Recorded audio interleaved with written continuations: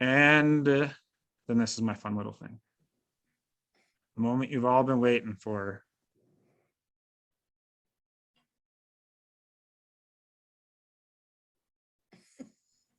Okay, that's the end of that. Okay. So we'll go back to the outline here. So that's the introductions, the type of accounts, we briefly touched on it.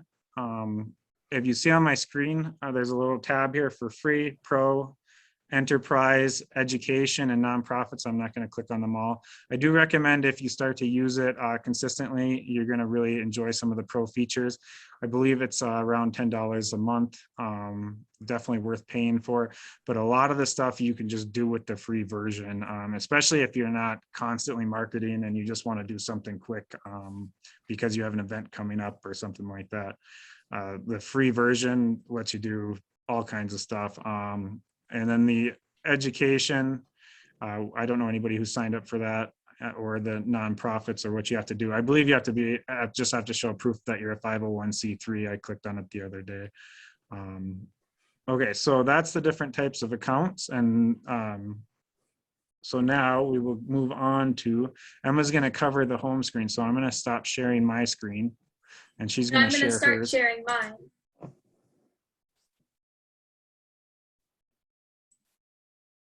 So this is what you see when you first open Canva and you're logged in.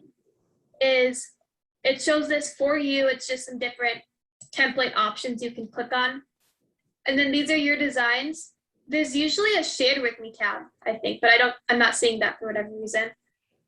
I think some of it, when your screen resolution is smaller, it hides more too. And so a tip or a trick when you're on Canva, you can zoom the actual image. That'll be it when you're editing the image. You'll see that later. But a computer trick is if you hold Control and scroll your mouse, things zoom in and out, and sometimes that helps with resizing your screen quickly. But go on, Em. There's different design options for if you're looking for templates and such. There's these ones that they show you right here you can click on to look at. And then there's presentations for if you're creating a presentation like a slideshow, like at the beginning of this class. There's a social media option, and you can choose different social media platforms you're posting on.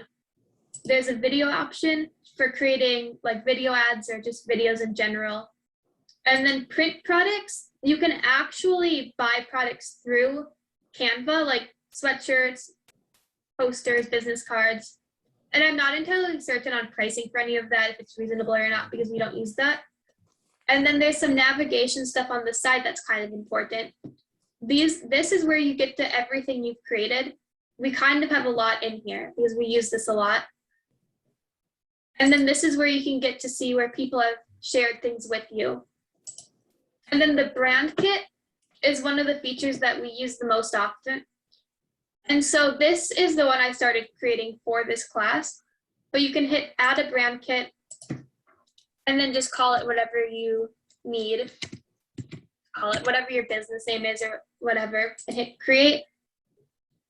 And then it just brings you to this. And now I'm going to go to the one I already started on. And so this is just some random colors I uploaded into there. And to add a color, you just hit the plus. It's very self-explanatory. There's a slider if you don't know what color you want.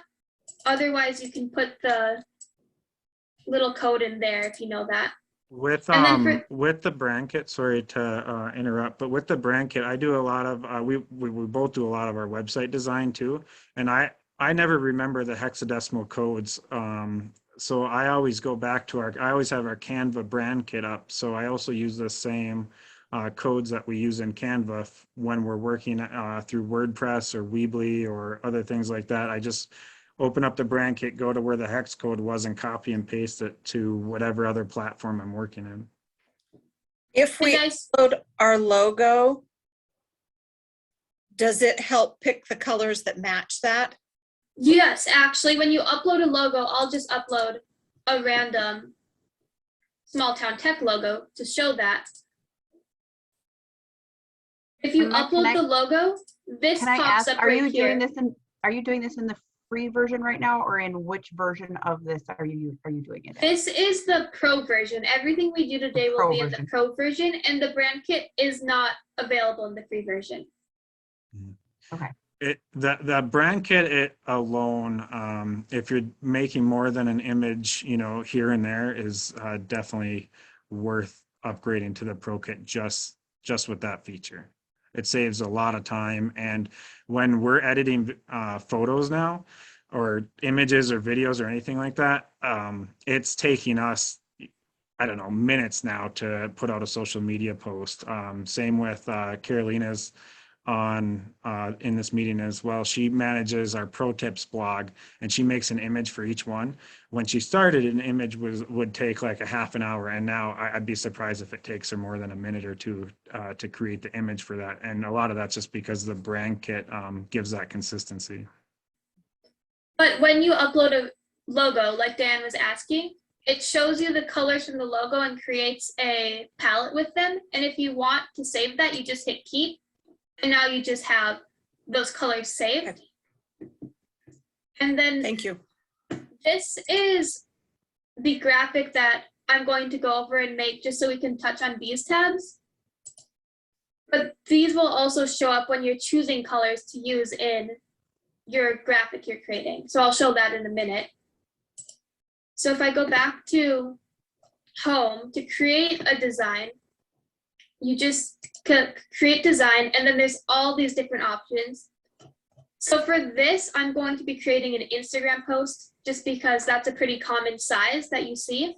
But there's all different sizes, and if you hover over them, you can see the sizes they are.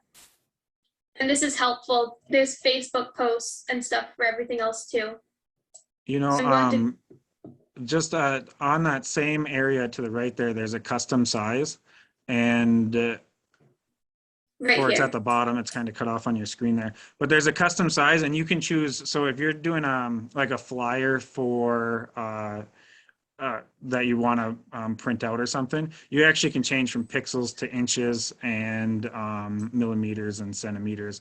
And so if you ever want to do it, there are templates already in there for regular pieces of paper. But if you knew it was 8.5 by 11 that you wanted to do, I have to do a lot of custom sizes for the website because it has to fit different ways. And I have a lot of long images that are only relevant to the spacing on our website.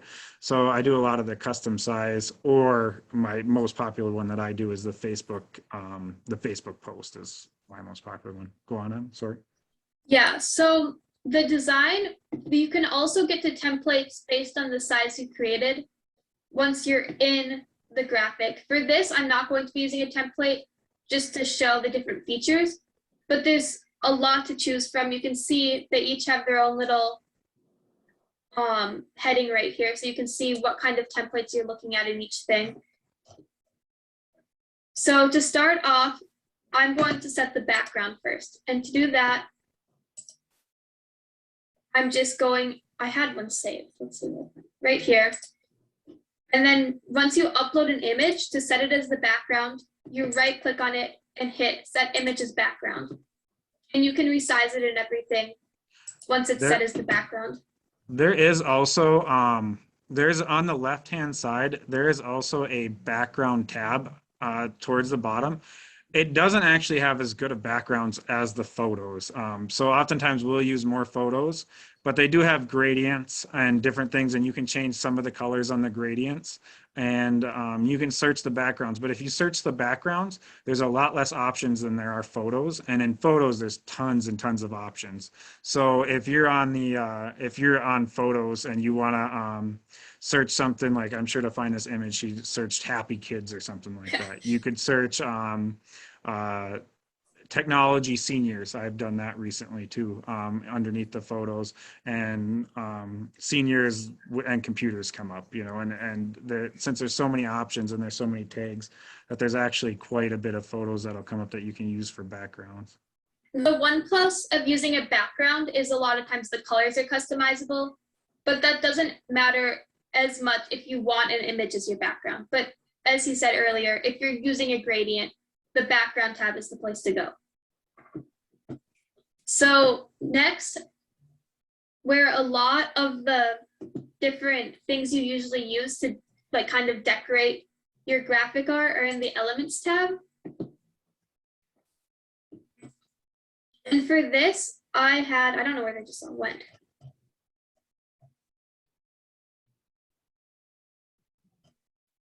Sorry. Right here, there's a chalkboard I used for the side just to give it a kind of back to school feel. And you can resize this to whatever size you need. And then once you get something like that in there, you would want to go in and edit your background to make sure it's lined up correctly for what you want.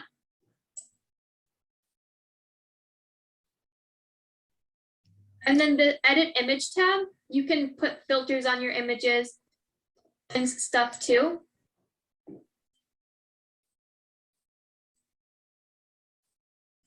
And for the sake of this, I'm just going to enlarge it a little and move it over. Get the orange colored shirt kit out of there. And then you can see you have this. And to add a border, I usually just go in with some different lines and put them in there. It's all very customizable. You can rotate things too. And then when you click on the colors, I currently have the Small Town Tech brand kit open. And you can see the other brand kits in here. For the sake of this, I'm going to open the brand kit I made for this class. And then this is the colors I'm using for the graphic right here. And then when you have a line like this in there, you can change thicknesses of it and everything right here. For this, I probably wanted around 17, but you can see what you're looking for.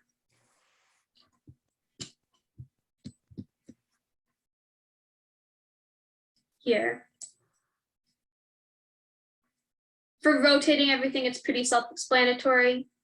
You just rotate it to the angle you're looking for. It does snap to grid lines by default. And so if you want to make it so it doesn't do, it'll still get pretty close, but if you want to avoid the grid lines, you can use the arrow tabs or the arrow keys on your keyboard, or either shift or control. I don't remember. One makes it more. If you hold down shift, it doesn't snap to grid lines. And so then you can kind of get the perfect spot a little bit better. So now that we have that kind of set up in there, to add text, oh, and then right here, you can also enlarge the graphic you're working on. And the text is just in this text area. And since I have the font I'm using saved, I just have to hit that. And that's part of the brand kit that's on there. They do have some fonts that are fun to explore and play around with that are that are designed by them, and you can choose those depending on what you're doing. But the fonts are also searchable too. So if you want to like do gaming, you type in gaming and a couple different gaming things will come up. There's not as many, like the search on the fonts doesn't work as well. It does work if you're searching basic stuff, but happy might work, but that might be and it might not show up all the happy fonts that you think would be happy. If you click so on it's here more as specific. well, there's different categories. Like I think there's a handwriting category or something. Yeah. And Yeah, it so tells handwriting you, would be a good one to search. it shows like recently used are the ones we've used most often. And then Canva class are the ones I have saved for this. But as you scroll down, there's different, like they have a lot on here. And if you click the search, the different categories are right there. And so they have them for different things you're using. Like here's the handwriting one with all different fonts. So I'm just inputting the text for this into there. And this font actually isn't available in Canva. This is just one that I had uploaded. And you can upload fonts that you get off of the internet into here as well, which is helpful. If you have like a certain font for your brand downloaded or something already. And then to change the color of the font, you just click it and then click here to change the color and put it as whatever color you want. It's very simple to just click around. And then for the elements, I always like to add a few elements just to give it a little bit more character. They have a lot to choose from. For this, I think I looked up like chalk or something because it's chalkboard. But I have them up right here. And then you can just input whatever you're looking for into here and just rearrange it how you like.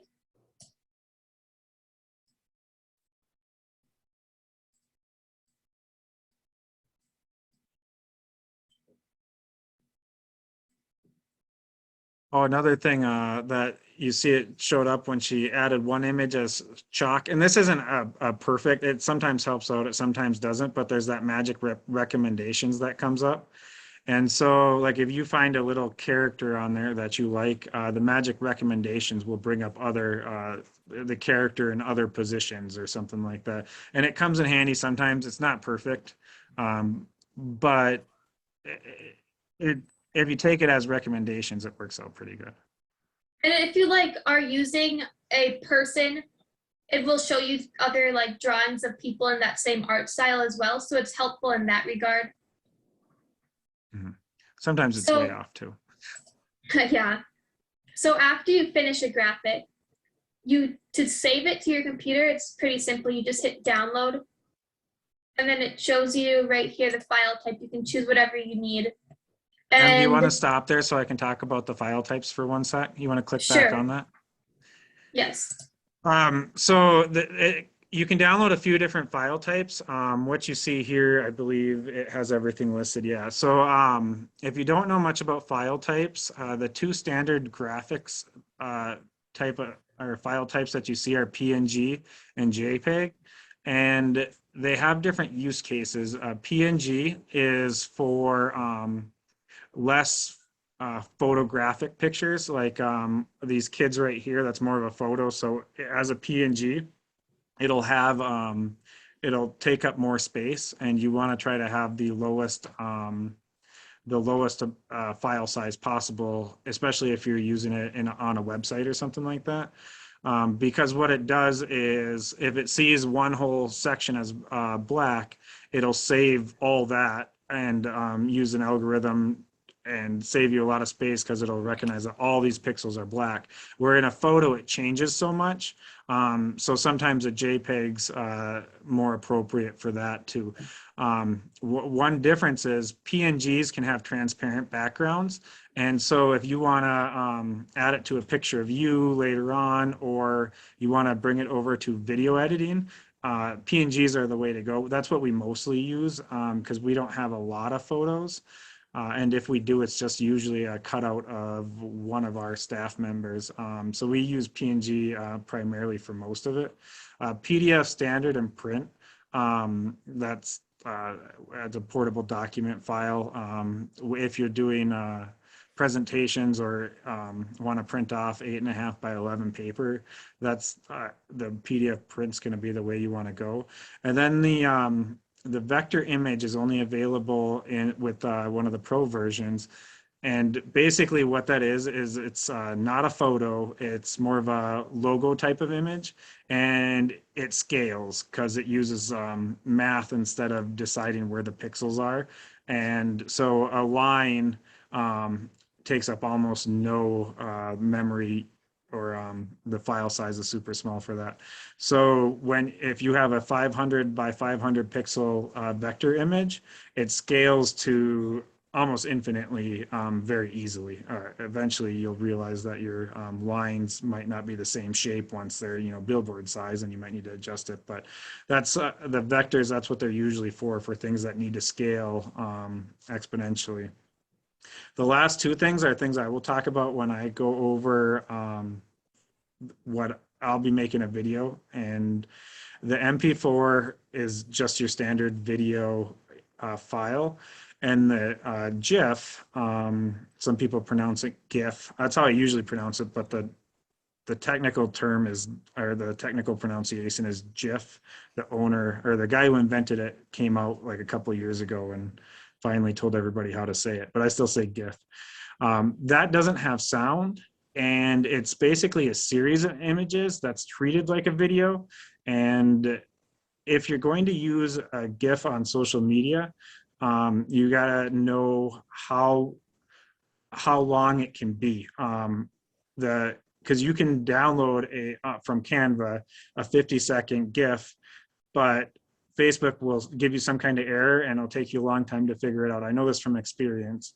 And you won't know why it's not uploading, but it only lets you do 5-second GIFs. So if you want to post it to Facebook and it doesn't have sound, then that's the way to go oftentimes, because it'll treat it as an image if it's less than 5 seconds. So it'll scroll up in your Facebook feed, and Facebook handles videos differently. So it doesn't always show a video like it does an image. So you're more likely to see a GIF in your feed than you are a video. Sometimes you need to do a video, but you'll get less views on that video just because how Facebook operates. But on our website, I'll show you this later, we use GIFs all the time, and they're way longer than 5 seconds because Weebly is our main editor, and they let you do that. They let you have as long as you want. So it could be 10 minutes long as a GIF, but that's going to be the only place where you're going to be able to use it. MP4 videos, when it's done, it just stops and like it's just done. But GIFs loop over and over again. So sometimes it's good for like an eye-catching thing too. For most social media, then, would you say like the difference between the PNG or the JPEG? What do you typically use? Well, the file size on social media doesn't matter as much because they let you use, now have like unlimited file size. So I use PNG, but again, it's more like how much storage is it going to take up on your computer? And computers have so much storage now that honestly, that doesn't matter that much. I think that the PNG has a higher quality image and is higher quality on Facebook when you're doing it on different screen sizes and will scale a little differently. So that would be my recommendation, but honestly, overall, I don't think when posting to social media, it matters that much.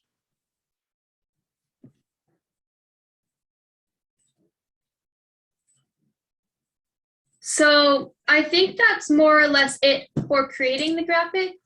I'm just going to go ahead and download it just so you can see what pops up and stuff. So I'll just download it as a PNG just because it's what's already selected. It will show you the progress on the download and everything in the bottom right-hand corner. And then this pops up where you can continue editing it or go to the home page. And for the sake of this, I'm going to go to the home page. And then another cool feature, I'm not sure if this is the Pro, like only in the Pro version, but there's a content planner where you can schedule your posts to post to social media. And so for the sake of this, I'll just choose a random day. And then you can choose where it posts here, but we don't really use this feature as often, so we don't have any social media connected, but this would be a really great feature. I think our Facebook page might actually be connected to it, so don't ask, and our LinkedIn page, but we schedule ours outside of this, but one of the marketing principles is consistency. And if you're having a problem with consistency or wondering what to schedule, this is a great way to overcome that, because how much is the right amount to publish to social media? It's kind of tricky. There's a lot more that goes into the thought process on how much you should publish, because with social media, you have, especially like Facebook and Instagram, you want to tell your story over time. And when I used to sell advertisement through newspaper, everybody wanted to cram as much information in that newspaper ad as possible. And oftentimes it looked terrible or people didn't read the whole thing or whatever. And sometimes with events, that's what you have to do. But the nice thing about social media is it lets you tell that story over time. So instead of cramming all your information about your business in one post, you want to tell that story over time. And it could be, I want to talk about classes on Thursdays that we're putting on, or for the library, I want to cover programming. We have a blog that we post to, and we post to it a couple times a week. And not everything in our blog goes on social media, but it goes to fill the gaps in between. So if I don't have an item I'm going to post that week or that day, we post almost every day, then I go into our blog and I copy the link from that and the headline, and I'll post that in there. So depending on the type of business, you can be posting every day. I would caution if you post too much. We'll post 3 times a day sometimes. You'll start annoying people, and they'll start unsubscribing to you or unfollowing you and stay subscribed. We're to the point now where I don't mind if people unsubscribe, because when they're unsubscribing, it's usually not because we're annoying them. It's because they're not our actual customer, right? Like, it was my friend from, way back when that subscribed and really has no use for our business. So it just dials in our viewership better for us. But we've also already grown to kind of where we've kind of plateaued. We still get 5-10 new likes a week, but I'm not trying to get 100 new likes or anything like that more. They're just all coming organically now, instead of marketing to get new likes. Another thing I've noticed is the earlier in the day you post, the more views you will get, especially if you're boosting your posts. Yeah. And that is another great thing about social media marketing, is boosting posts is so cheap to reach more people, especially if you're growing your base. We probably boost 1/3 of our posts, and because for $5 you're quadrupling the amount of people that are going to see it. And we'll advertise a service. If we advertise it for $5 extra and 5 more people utilize our service or whatever it is, even if it's an hourly rate, it way more than pays for itself. So and that's why marketing on social media is so effective, is because it's so cheap or free, I'm going to let you start with your Okay. video now. Okay, sounds good. Thank you. So let me get it up here.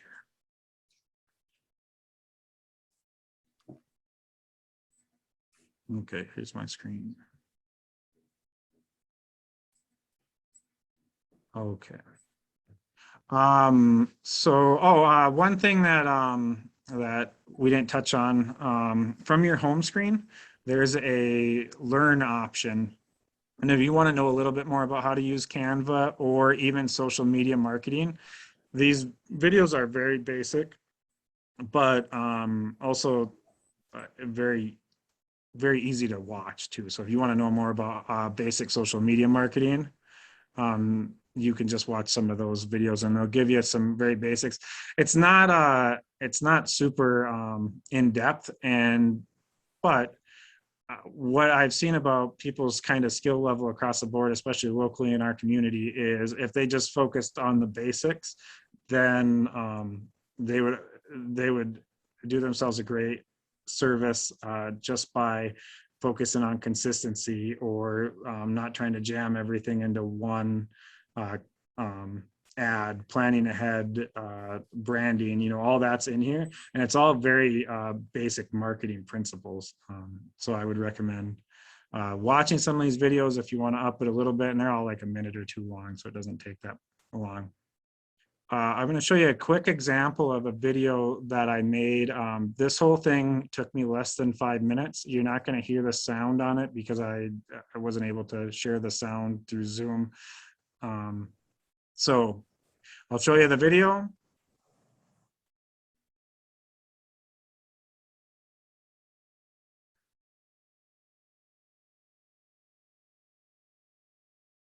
And there's some pretty rocking sound that you're missing out on unless you heard it, but I don't think you are. So, there we go. Got to get out of there. You'll notice that this is multiple pages. I'll start from scratch here, but the multiple pages with videos, they play one after another. This is not like a video editor. You can do some, and when you click on, that's not a video. When you click on the video, you can change the, you can crop it you can change you can cut it, sorry. And you can change where the video starts and everything, but it's very, very basic. And I wouldn't recommend it if you're making big, long videos, but for social media marketing and websites, it works out pretty good. Okay, so we'll go back to the home. My Zoom bar is right where I need to be. So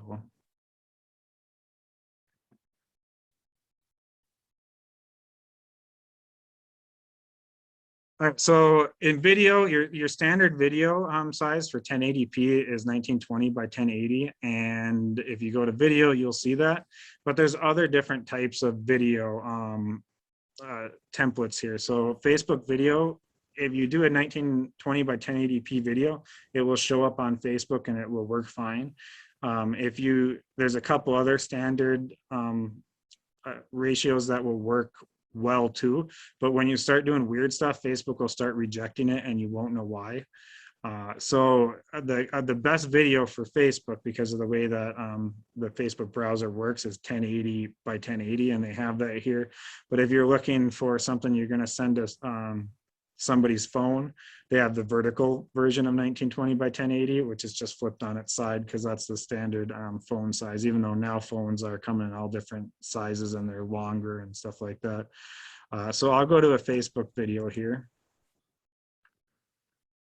And there are plenty of templates. So if you wanted to have a sale, actually we can do Labor Day sale.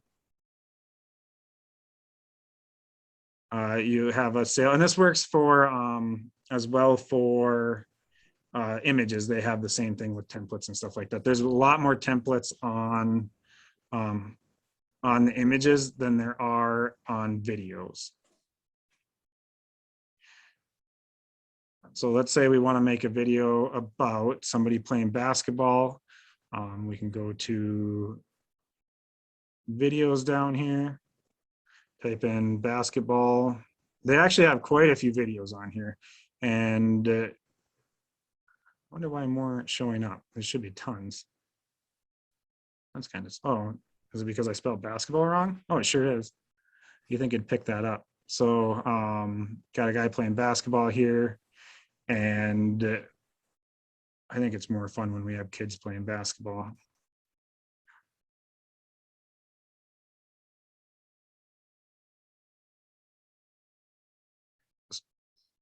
This is similar where you can set the video as background, and you can trim it, like I said earlier. There is these videos don't often have sound. Actually, I don't think, do any of them have sound on? I don't think any of them have sound. I think you'll add the sound after. And so you can add stuff on top of it as well. So let's do add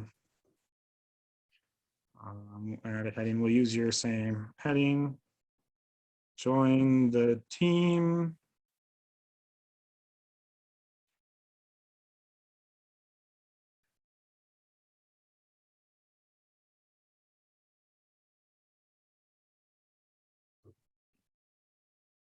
We can I'm going to change the color of the text.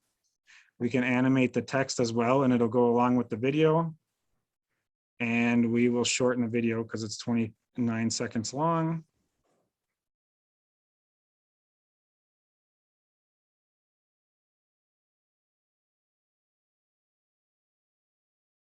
And then we can add a little basketball player by going up to photos.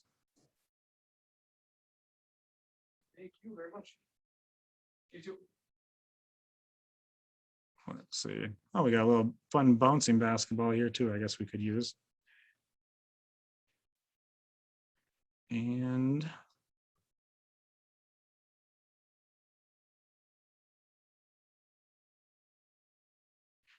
Again, I'm not a graphic designer per se, so this is what we got.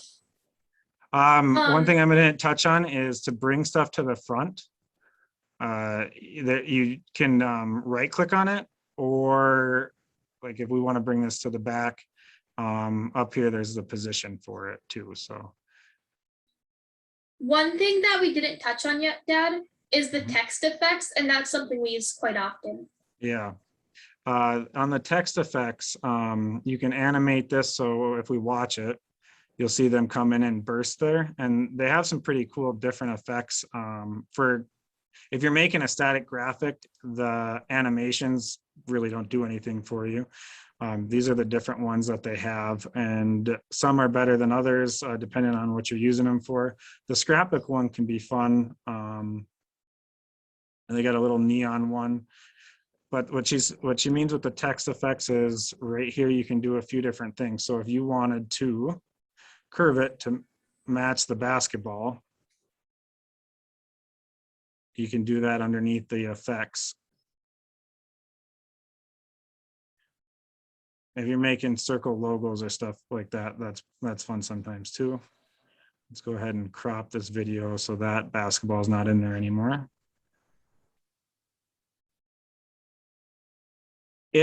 If you're making a graphic, it's always best to try to center images for social media. On the edit image, I don't think it does it on, it does do it on the video. So you'll see these little purple lines. Those are kind of your safe, that's your safety zone. So anything inside those, when people are looking at it on different aspect ratios on their screens, that's what they'll see. Actually, when we published our first, I hadn't told Carolina about this yet. So when we published our first couple of pro tips, different things were cut off, and I think one of them actually said something funny. So now she knows to now she knows to make sure everything's inside that square, especially if it's text. The image, it doesn't matter too much unless it's an important image to the point you're trying to make. And there is one thing that also that I want to touch on that isn't on here. So I'm going to pick a photo here. I'm going to delete this guy really quick. Let's pick, perfect, this guy right here. This works better than you would think. It's one of our favorite things about Canva is underneath the edit image, there is a background remover tool, and 90% of the time it works all the time, but not all the time. We'll hit it. And now the background behind him will be transparent. It doesn't need to be black like the background in this one is. You can have actually, the background can be pretty complex, even like an outside nature scene and stuff like that. And it will do a pretty good job. I took a picture of my daughter and my other daughter, and she was outside testing it out before this, and it worked very well. When you go to our website and you see all of our images here, that's what we've actually done. We've used the background remover tool for it. Sometimes we're in front of a green screen, but we're not always. When I don't know if anybody here saw the Dr. Seuss video that I made a long time ago, or last Dr. Seuss week. It was a lot of background image remover images that I was using for it, and that was all done in Canva. Some examples on our website of different GIFs or graphics is this whole part right here that says we manage your, and then all the extra things that we manage there. You notice that little guy down there, that's a GIF. Same here, this video right here of the hand moving, that's another GIF. And this one right here is actually my favorite, this little pro tip guy with the question mark dancing around. That's another GIF. With the almost all the graphics you see on our website were actually made in Canva. Yep, just about all of them. Okay, going back to the video. When you say made in Canva, that means that they were already created in Canva and you just used them from Canva, No, or you created them yourselves? We create most of them. So with social media marketing, being in a small community and stuff like that, we really try to avoid using stock images that Canva has, including on our website. Most of the new wisdom for websites and social media marketing is try not to use stock images as much as possible. Sometimes you can't avoid it, and sometimes you don't know. It's not obvious that you're using stock images. And so we made an ad targeted towards seniors not too long ago, and we did use a stock image, but that was just because I didn't want to take the time to find somebody that would let us take pictures of them and stuff like that. But when it's usually about our business, that's what we lean to. Even Emma's working on a website right now where it's for a financial institution, and we're trying to use as few stock images as possible. So when we do use stock images, it doesn't look like just anybody's website, and it kind of adds some personal touch to it. So like, let's say if I was actually making this ad to join the team for sports, I would, with appropriate permission, of course, I would try to get pictures of the team or the local gym or something like that. When I made that hockey video earlier, again, it was just stock images, but it's pretty easy to actually add an image to here. Give me 1 second, I'll bring one over. So if you have your file explorer here, here's a picture of Oliver, my son. I'll drag it. You can drag it straight onto the, you can drag it straight on there, or you can drag it into the upload, and then it won't go right to the image that you're working on. I'll put it on there. We'll flip him. Flip him. This was actually for the Lorax one that he was doing, and edit image, background remover.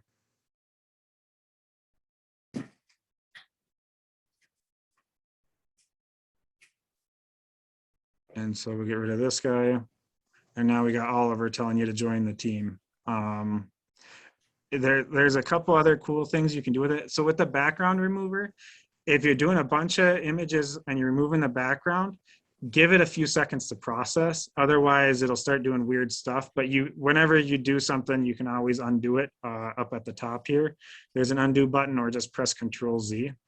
And now, and you can animate the photos that you put on there too. So if you want them to come in like, or come up from the bottom, you can do that. If you want them to kind of ease in, there's that option. You want them to come in like he's neon, there's that too. There is one other cool thing with, once you remove a background from an image, you can go to shadows, and you can actually add a shadow to this image that you've removed. So if you want him to have a shadow there, you can kind of see it because there's a video in the background, but he has a shadow now, and you can change. It's helpful to make stuff look more realistic. Pops a little bit more. Yeah, they have a glow feature too. But it's just kind of a fun extra thing. Sometimes I've just started using the shadow thing a lot more, so some of our images have it, some don't. And it also, Canva will glitch sometimes. So when you hit apply, there's a chance something weird will happen if you try to resize it right away or something like that. So you can see the shadow there. So now it looks like he's there more, I guess. And you do the same thing. You can download the video. If you actually have a video, and you can still download it as a PNG or a JPEG or anything else, it will just only do the first scene. So, or like the first second, the first clip, that's what it's going to download the image of. So if you have something rolling in, it might not come on there. And obviously the ball won't be bouncing if it's a static image. One thing I'm going to touch on that I think comes in handy is if you're on social media and you're trying to use one image for a bunch of different social media types, there's a resize up here. And you can actually resize to however you want. So if I want to resize to a video and I want to resize to a Facebook cover, you can copy and resize. And oh, I guess I blocked my pop-ups. So we'll do that again. Saved it, copy and resize. And then, so now it's a 1920 by 1080 video or a Facebook cover size video. And all I had to do was resize. If you're going from a weird, like a small aspect ratio to a really wide one, it will resize weird. But what's nice about it is all the assets are imported, so you don't have to redo all your different assets. They're already in there. You just might have to change, like if you wanted him centered or, you know, taller now because the video is bigger, then they're already on there. So that's the creating of basics, or the video basics there. And I didn't touch on this, but the audio, you can search audio and let's say thrilling. You type that in and they have a bunch of different sounds. If you're doing a video on Facebook, I recommend always using sound. I will tell you that 90% of videos on Facebook are watched without sound. The reason to do sound is because people forget to turn off their sound, and you'll actually catch them, and then they'll stop and look at your ad longer. So if you want people to watch your ads longer, then if you use sound, you'll actually get quite a few more likes. I like a whistling one is my go-to. And that seems to catch people's or catch people's ear, and then they slow down. But most people have their sound off because they don't want it to be intrusive. So most people won't be listening to the sound. So don't make it a part of your ad unless you're actually making and explaining the video where people want to click on and actually watch the whole video. Then the sound's important. But otherwise, just having a background sound is kind of nice. Again, GIFs don't do that. Excuse me. Can you record your own audio? Like if you can, and you can import your own audio. I haven't done that in here because when I get more complex on editing videos, like when I was actually making the Lorax video, or I was doing funerals, a lot of funerals, I used a video editor for that. It's just a lot more efficient to use a video editor when you're really getting into longer videos with different assets and you want to do green screen or overlays and stuff. I would recommend using a video editor, because in Canva you're kind of stuck in a box, and because you're stuck in a box on the different options that you have, it's a lot more efficient, but it does limit some of the stuff that you can do. Two other things that when I showed Emma one of these, it blew her mind. We do a lot of adding screenshots. Now, this might not apply for everybody, but let's say you want to navigate to somebody, show them a how-to on your website, or where to go, or you have a program and you want to do a tutorial. There's two easy ways. There's actually like a dozen ways to get screenshots, but down in your search bar you can type in the snipping tool. If you haven't used the snipping tool, I highly recommend it, and you just do new snip, and you can do that, and then you can copy and paste it into your video. But what's even cooler, the one that I use the most, is this is the one that we thought it was super cool when we figured it out. Was I'll show a lot of people a lot of stuff on my website, like where to go. Let's say if I want to show somebody what my pro tips blog looks like, all you have to actually do is hit print screen, and then if you go into Canva, you can paste it.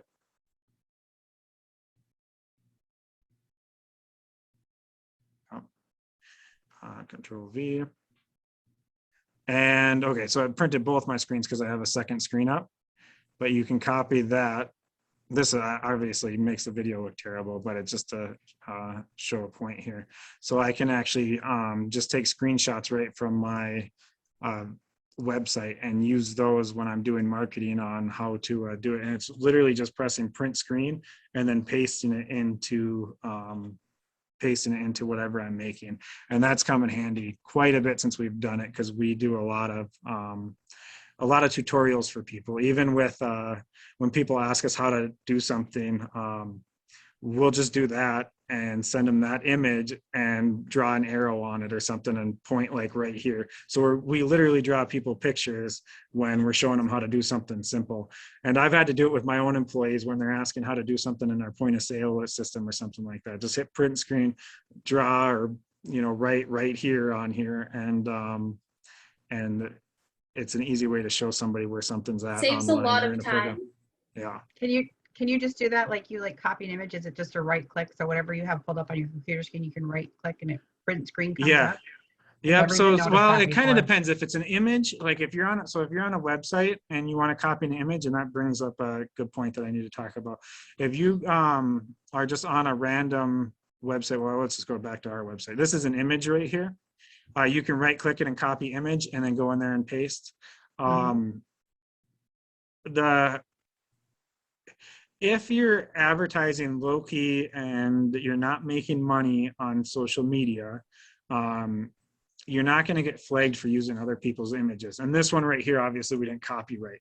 But when you're doing Google searches, I highly recommend not to use Google search images in a lot of your stuff that you're doing, unless you change your Google settings to allow for open source and free use licenses. Otherwise, you're going to get busted, and including logos, like not logos, but icons. Icons are another big one, and your website will get taken down and you'll get sent $1,000 lawsuit or something that you can't afford. And sometimes they'll be nice and give you an opportunity to remove it, or sometimes they'll just go straight to suing you right away, and it happens all the time. So the nice thing about Canva is if you go to other places like, oh gosh, I can't think of any of the big ones right now. All that's coming to mind is Shutterbug, and that might actually be one. You usually pay like $250 and you have a lifetime use for that image, and or whatever their terms of service are. But $250 is a lot for a single image when you're just making a Facebook post that's going to reach 100 people. So with Canva, the average price of an image is $1. And I'm not quite sure on the videos, those might be $1 or $2. And of course, they have a lot of free images. You actually have the right to use them for 24 hours or to modify them for 24 hours. Once you make the image, you have the right to use it for as long as you need to. I mean, like once you make the image and you download it, you can use it without modifying that image as much as you want for forever. If you load it back up and you modify it again, then you're violating the copyright thing. But if you go back to edit it within 24 hours, you will, after 24 hours, you'll be charged again. And so what I like to do is sometimes if I'm going to use an image that I'm going to pay for, especially at first when we were a lot cheaper, now we kind of, we don't keep track as much of all the images that we use because we do so much that I just stopped caring. And so Emma's allowed to use as much pro images in her marketing. Caroline is allowed to use as much pro images in her marketing. And I don't really care how much I use either, because in the scheme of things, it's so cheap. But you can change all the different text and make a bunch of different versions with the same image within 24 hours. So if you know you want to have a couple different messages later on with the same image, I would recommend just changing your text and download it in a few different times. And then you'll save a few dollars by doing that. Great. Adding sound, Emma went over brand kits. Well, we're coming close to the end of what we wanted to show you in Canva. So I do have a couple of marketing tips that I would like to share that I've picked up over the years. And again, I don't have a marketing background other than advertisement sales, but it goes back to telling that story and taking your time to do it. Don't try to cram everything into one ad, because people aren't going to sit there and read it all. If you don't post a lot, if you start posting once a week, you're going to start seeing huge results compared to us that post all the time, because people will like that consistency. Facebook will recognize that you're posting more frequently and put you to the top of people's feeds more. Because we post so much, we actually, not everybody sees our stuff, and the amount of times that they've seen it has gone down. And then they have algorithms to pick which content they like more. So images with less text get seen more.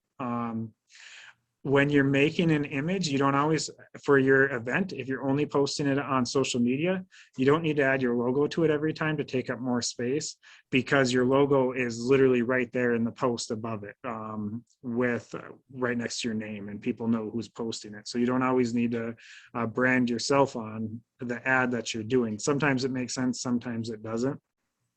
And the one thing is, if you're trying to keep people aware of like a service you're doing or something like that, that's fine. But most social media marketing, you want some kind of call to action, and it can be in the image, but it can also be in the text above the call to action. So you'll usually want your call to action in your first 3 lines, because after that, Facebook kind of makes you click more to read more. So you might need to put the call to action first and then the explainer part second. And then the last big thing when it comes to marketing is always ask yourself, so what? Or who cares, right? So I'll oftentimes make an ad, and then I'll ask myself that question, like, who cares, you know? Or am I just making it because it was a cool ad, or is it actually going to yield some results?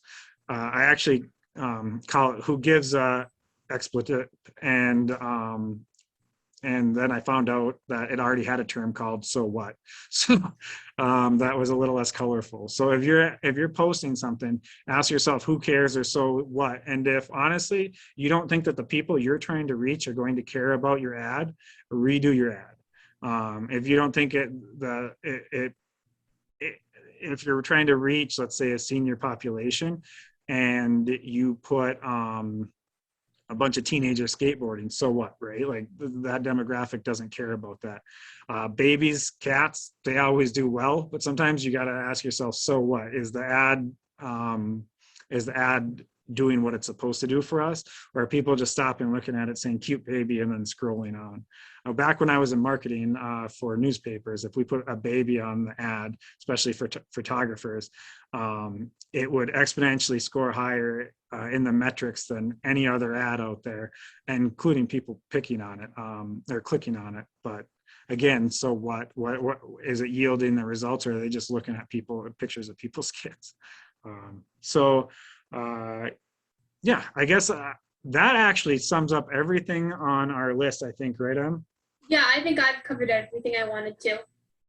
We did go kind of fast. Some of that is because Canva is simple and it's fast to do stuff on there. So if you guys have any questions, we're happy to answer, and stick around to answer as many that you have. And then if after this you can't figure anything out, the Learn tab is very helpful up top, like we touched on earlier.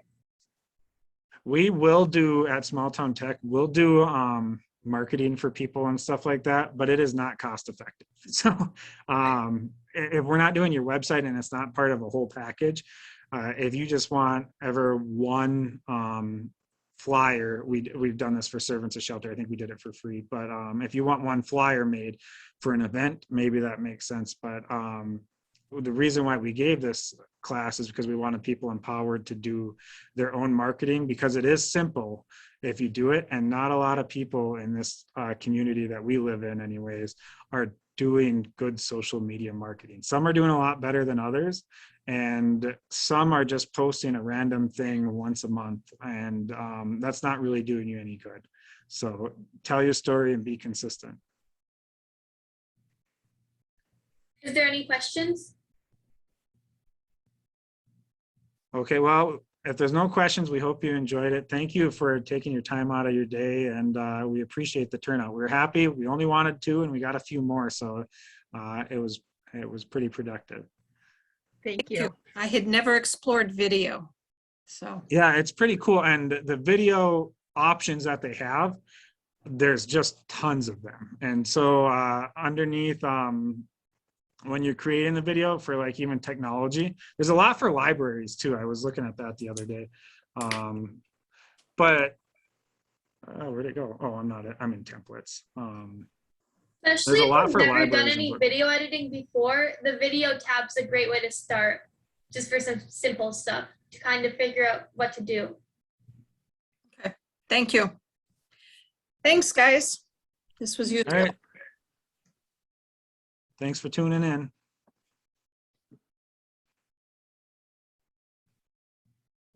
Thank you. Thanks for coming, Doug.